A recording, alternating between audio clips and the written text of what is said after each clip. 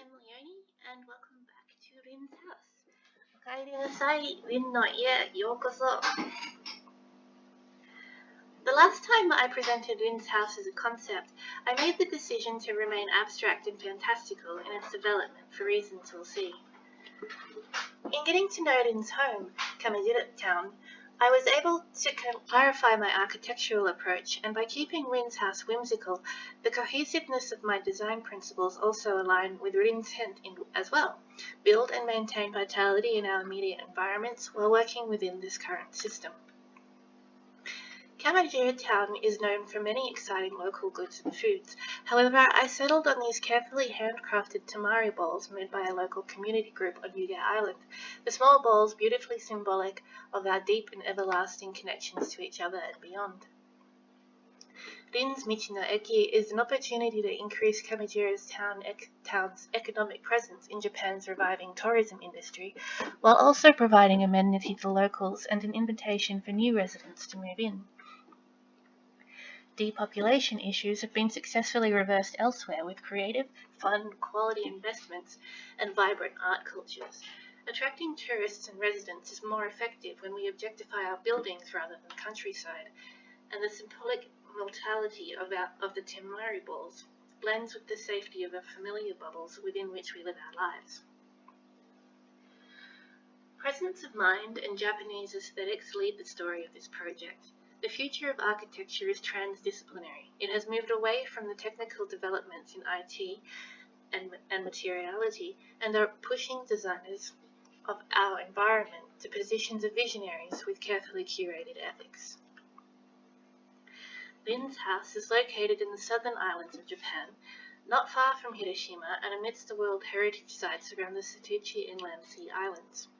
Tourists can arrive via domestic flights or Shinkansen, or via the national highways linking the country. Once in Kamajima Town, tourists and locals rely on ferries, cars, and bicycles to get around. For Rin's Michi no Eki, we focus on views from these routes, creating a spectacle to entice visitors from the neighbouring prefectures. Yuge Port is a concrete extension to the island's coastline, featuring two parks celebrating local life. As you'll see, Rin's house is surrounded by Rin's garden, visually connecting parks and nature with Yuge's in-island life. The surrounding area has local amenities, but few tourist points of interest. Rin's house will be the focal point of the port, a meeting place and space for connections. Not being able to visit the site, I still rely heavily on photos and videos to shape my understanding of the volumes and spaces there. While searching and scrolling and planning my next holiday, Kamajima Town's tourism photo stream helped me significantly in understanding how the town presents itself and how it likes to invite people to play. And now it is my turn to play. I engage in experimental architecture. Rin's house is a conceptual bubble within a bubble, safe and familiar to carry us into the future. I was interested to investigate the shapes and movements of the bubbles and what remained when they were gone. Architecture is always temporary. I then investigated circulation in a rudimentary way as I was able, mentally projecting various masses and forms on cardboard models and moving pieces as I liked that would achieve the programs I had in mind.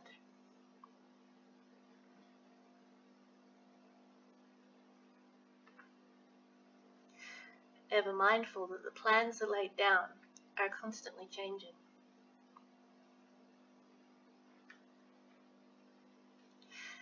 Research and precedent are heavy components of my process.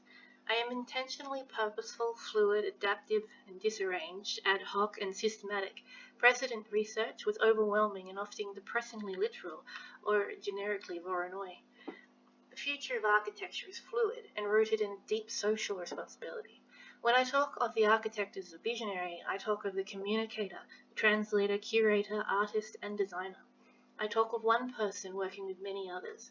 Parametric design is essential to the future of efficiency of our buildings and environment. Advancements in IT and technologies propel us forward for better or worse, often at the cost of our creativity and spatial delight. But now for a tangent it might seem, but not as you think. In July, I was invited to access DALL-E, an AI generative art creator. The architect, as I describe it, is first a visionary interpreter, engaging new and experimental methods to communicate what our built environment can be. Having developed my concept, I played again, this time with keywords and the outpainting feature to create Rin's world, a joyful place for children to enjoy and their parents to rest. The imagery helps us share imaginary possibilities that go on to create more.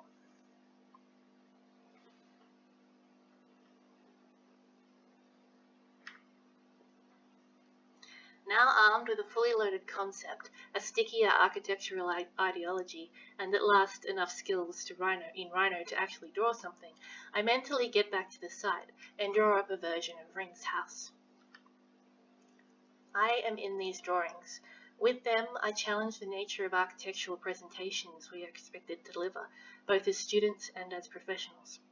I'm a designer of things already, but as a student, I've been cornered into creating architecture in a vacuum. I am an independent learner, but not a siloed designer. That is a dangerous path. I love the results of my journey today, but I have struggled with verbalizing my drawings that I've so peacefully fought to draw since learning of a potential loss of vision earlier this year. I am challenged to create architecture in typical, conventional ways. To survive and counter this, I challenge architecture to design and construct in different ways. We need it, our planet needs it, our communities need it. Architecture is many things. It is poetry, and it is open to our individual interpretation. These drawings, incomplete as they are my gestures to the people of Kanajira Town. Rin's house is your house too. Please take this idea and play with it.